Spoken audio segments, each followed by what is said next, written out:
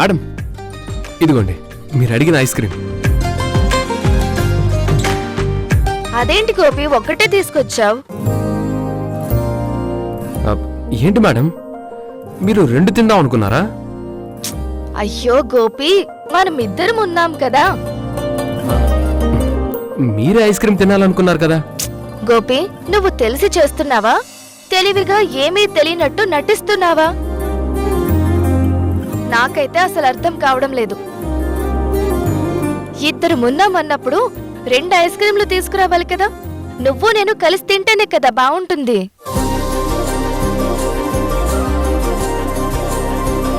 పర్వాలేదు మేడం, మీరు తినండి. నాకు ఈ ఐస్ క్రీమ్లు అవి పెద్దగా ఇష్టం ఉండదు. నిన్ను ఎదురుగా పెట్టుకుని నేనొక్కదాన్నే ఐస్ క్రీం తినడం నాకు కూడా ఇష్టం ఉండదు. వెళ్ళి నీకు కూడా ఒకటి తీసుకురా, నేను ఇక్కడే వెయిట్ చేస్తాను. సరే మేడం, పట్టుకోండి.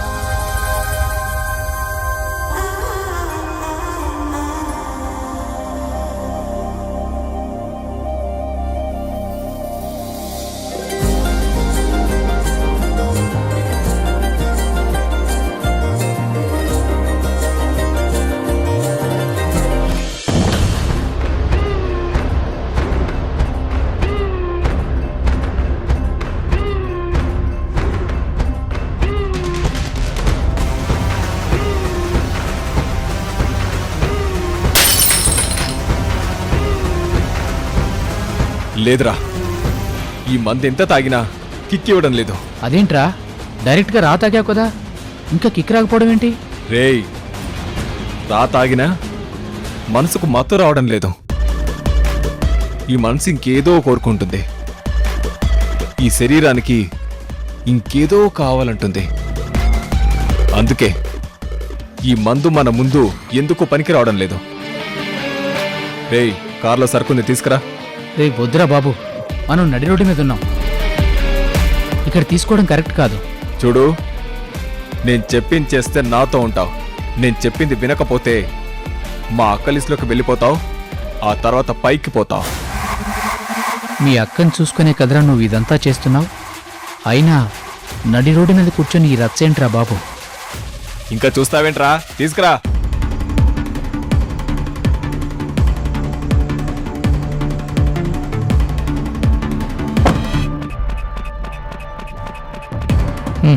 ఇదిగోరా.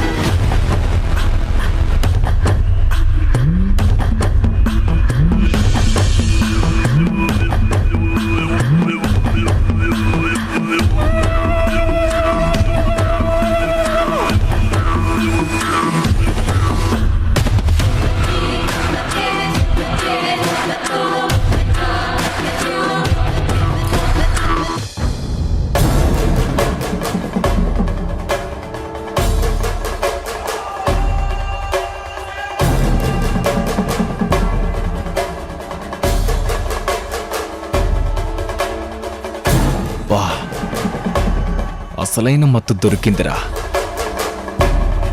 నా ఒంటికి ఏం కావాలో తెలిసింది. నాకు కావాల్సింది ఆ మత్తు. అందులో నేను గమ్మత్తుగా తేలిపోవాలి.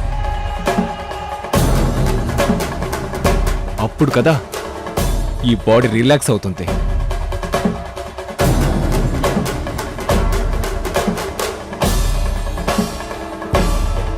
ఏంట్రా, ఈరోజు కొత్తగా తీసుకుంటున్నట్టు ఇలా మాట్లాడుతున్నావేంటి? ఈరోజు ఉదయం నుంచి ఎన్నోసార్లు తీసుకున్నావు కదా. రేయ్,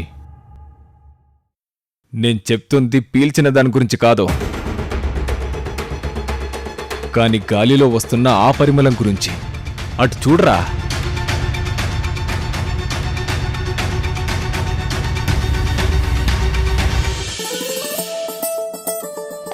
గుడ్, ఇప్పుడు నువ్వు నాకు నచ్చావు. తిను.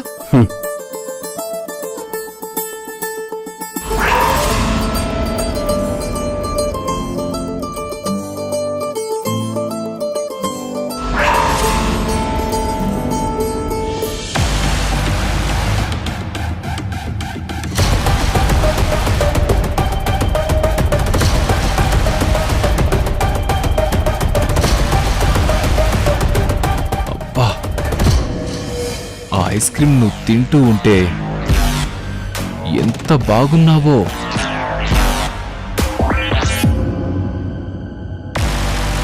అసలు ఇలాంటి అందాన్ని కదా నేను ఆస్వాదించాలి.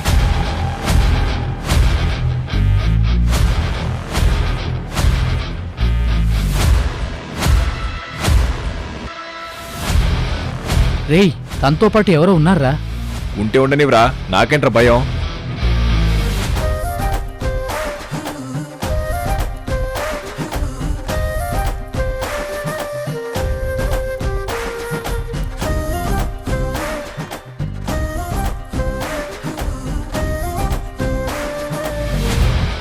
మేడం, ఈ టైంలో బయటికి రావడం నాకేం నచ్చలేదు మేడం. పదండి, కార్లో తింటూ వెళ్దాం. సరే. పదండి.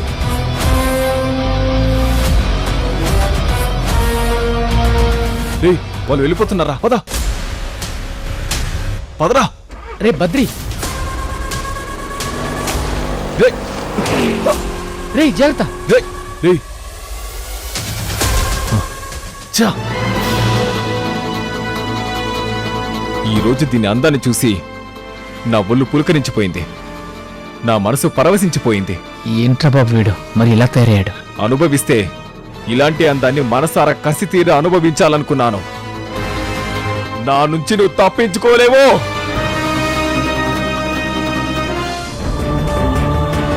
ఎంత ఆలోచించినా నాకు ఏం చేయాలో అర్థం కావడం లేదు.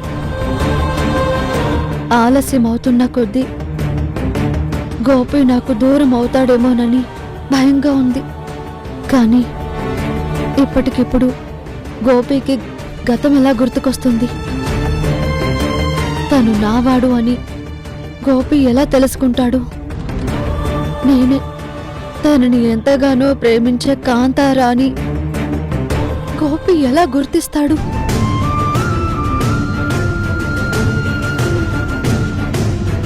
ఇప్పుడు గోపి దృష్టిలో నేనే తారని. నాకొక భర్తున్నాడు, ఒక బిడ్డున్నాడు. కానీ ఇదంతా ఒక నటన అని తనకి నిజం చెప్పలేని పరిస్థితుల్లో నేనున్నాను.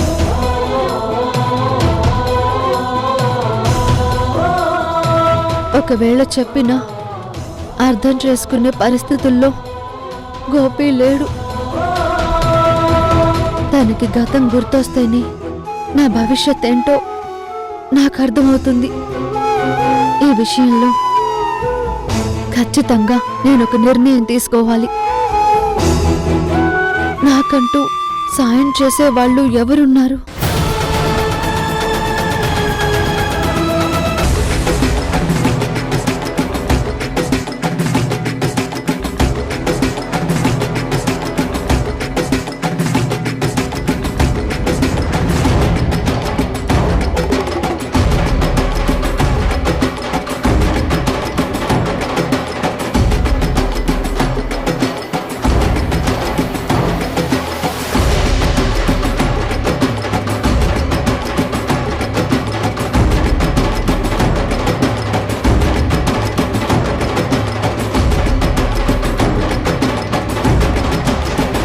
మేడం, మీ తమ్ముడు ఇంకా ఎప్పుడొస్తాడో అర్థం కావటం లేదు. అయినా ఇది మామూలే కదా. అర్ధరాత్రి దాకా బయట బలాదూరు తిరగడం, పీకల దాకా తాగడం, ఇంటికి లేటుగా రావడం. రంగయ్య, నా తమ్ముడి గురించి ఎవరైనా తప్పుగా మాట్లాడితే నా కోపం వస్తుందని నీకు తెలుసు కదా.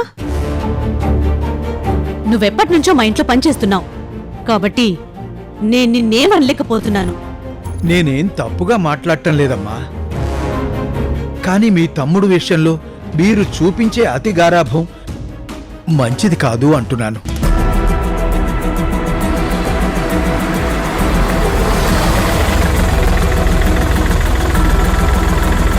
అదిగో తమ్ముడు చేసినట్టున్నాడు.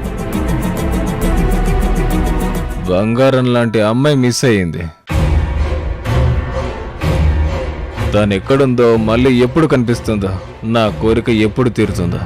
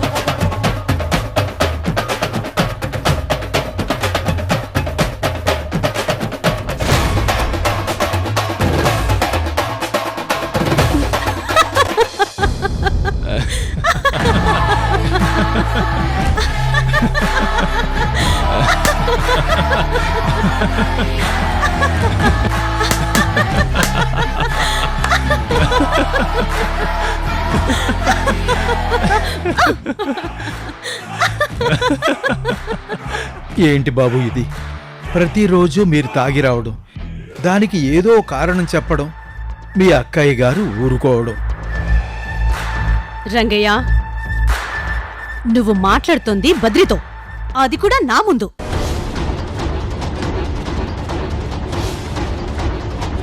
సరేరా, భోంచేద్దాం. సారీ అక్క, ఈరోజు నా కళ్ళు ఒక అందాన్ని చూశాయి. ఆ అందాన్ని చూడగానే ఈ మనసు పరవశించిపోయింది, కడుపు నిండిపోయింది. ఆ అందం ఇంకా కళ్ళల్లో అలా బందీగా మిగిలిపోయింది. ఆకలిగా లేదక్క. నేనెళ్ళి తననే తలుచుకుంటూ హాయిగా నిద్రపోతాను. Good night. ఆ, బద్రి, ఏంటమ్మా, మీ తమ్ముడు ఏం చెప్తున్నాడు మీకు అర్థమవుతోందా? మళ్ళీ ఎవరో అమ్మాయి మీద చూపు పడినట్టుంది. ఇది మంచిది కాదు. మీరైనా కాస్త గట్టిగా చెప్పండి. మీరు అధికారంలో ఉన్నారు, తను ఏం చేసినా చెల్లుతుందని మీ తమ్ముడు రెచ్చిపోతున్నాడు. కానీ రోజులెప్పుడూ ఒక్కలాగే ఉండవు కదా. దయచేసి అర్థం చేసుకోండి అమ్మా. నాకు తెలుసు రంగయ్య, ఇంకెంతో కాలం వాడిక్కడుండడు కదా. వాణ్ణి విదేశాలకు పంపించడానికి అన్ని ఏర్పాట్లు చేశాను. తొందరలోనే వీసా వచ్చేస్తుంది.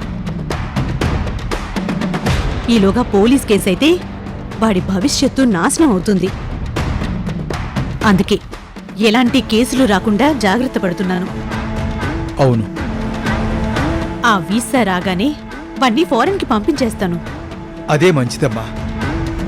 తను ఇక్కడే ఉంటే ఏం చేసినా చట్టం ఏం చెయ్యలేదని, మీరు రక్షిస్తారని ధైర్యం ఉంటుంది. అదే విదేశాల్లో ఉంటే అక్కడ చట్టాలు కఠినంగా ఉంటాయి. రక్షించడానికి అక్క కూడా ఉండదన్న భయం ఉంటుంది. అప్పుడైనా మీ తమ్ముడు మారతాడు. అదే మంచిదమ్మా. సరేనమ్మా, భోంచేదురుగాని రండి. రండమ్మా.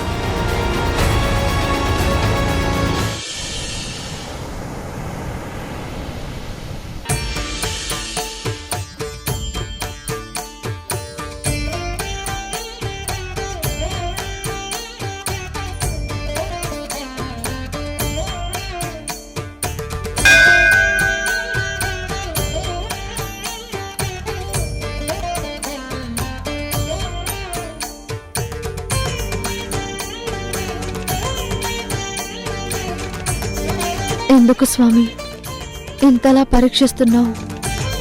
నేనెన్ని పూజలు చేస్తున్నా ఎందుకు నన్ను కనికరించడం లేదు? నేను గోపికి దగ్గరవ్వాలని ఎంతలా ప్రయత్నిస్తున్నా తనకి గతానికి సంబంధించిన గుర్తు రాకుండా చేస్తున్నావు. తొందరగా తన గతం గుర్తొస్తే, తనలో మార్పు వచ్చేస్తే మేమిద్దరం కలుసుకోవాలి, పెళ్లి చేసుకోవాలి, మళ్ళీ నా జీవితాన్ని అందంగా మలుచుకోవాలి అనుకుంటున్నాను. నా గోపి నా కళ్ళ ముందే ఉన్నా నేనెవరో తెలియనట్టు ఉండటం చూసి తట్టుకోవడం నాకు చాలా కష్టంగా ఉంది. ఒక పక్క సృజన గోపికి దగ్గరవుతుందేమోనని నాకు భయంగా ఉంది. ఆ గోదావరి సాక్షిగా మేమిద్దరం ప్రకృతి కలిపిన ప్రేమికులం.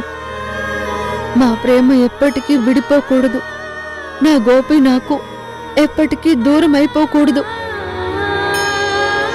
అందుకే తనకన్ని విషయాలు గుర్తు రావాలన్నా, మా ప్రేమ ఫలించాలి అన్నా నేను ఏం చేయాలో ఒక మార్గం నువ్వే చూపించు స్వామి.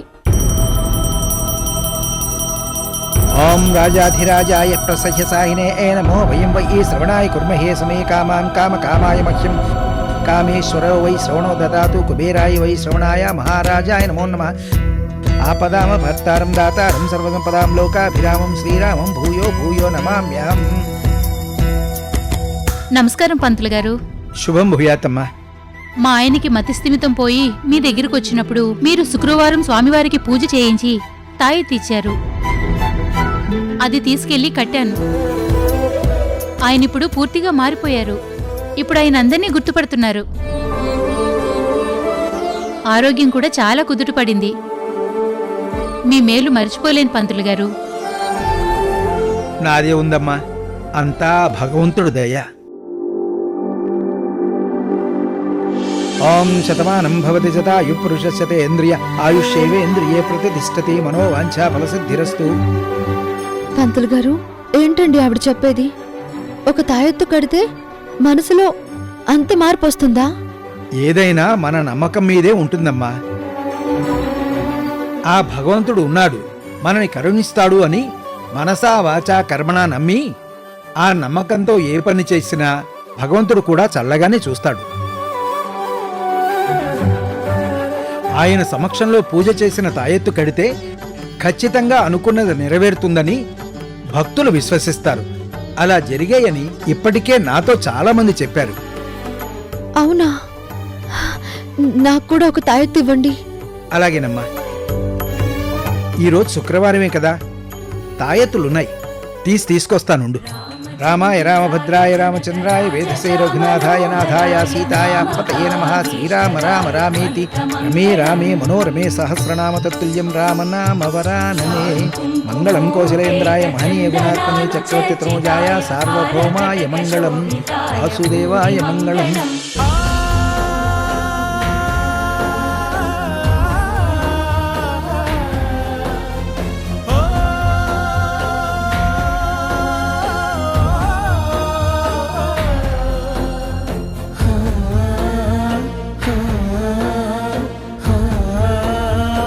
రే గోపి, నీ లైఫ్ ఏంటో నీకే అర్థం కావటం లేదు. గతం ఏంటో తెలియట్లేదు. భవిష్యత్ ఏంటో ఊహించుకోలేకపోతున్నావు.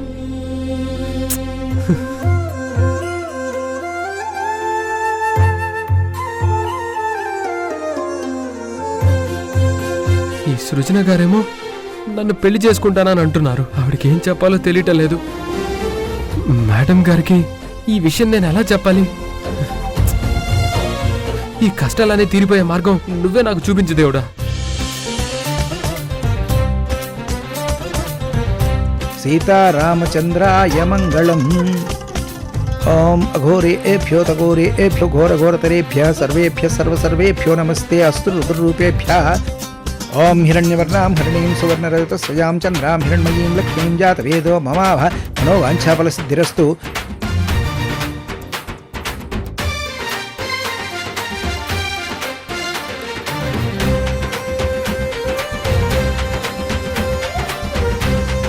పంతులు గారు, ఈ తాయెత్తుని నాకిష్టమైన మనిషికి కడతాను. తనకి అన్ని విషయాల్లో తెలియాలని కోరుకుంటున్నాను. నా కోరిక నెరవేరుతుందని ఆశీర్వదించండి. చెప్పాను కదమ్మా, విశ్వాసంతో భగవంతుణ్ణి నమ్ముకుంటే తప్పకుండా ఆయనే కాపాడతారని. నీకు మంచే జరుగుతుంది. శుభం. శ్రీ సీతారామచంద్ర లక్ష్మణ స్వామినే నమో నమః. స్వామి, ఇది నా గోపికి కడతాను. తనకి మొత్తం గతం అంతా గుర్తొచ్చేలాగా నువ్వే చెయ్యి స్వామి, నువ్వే చెయ్యి.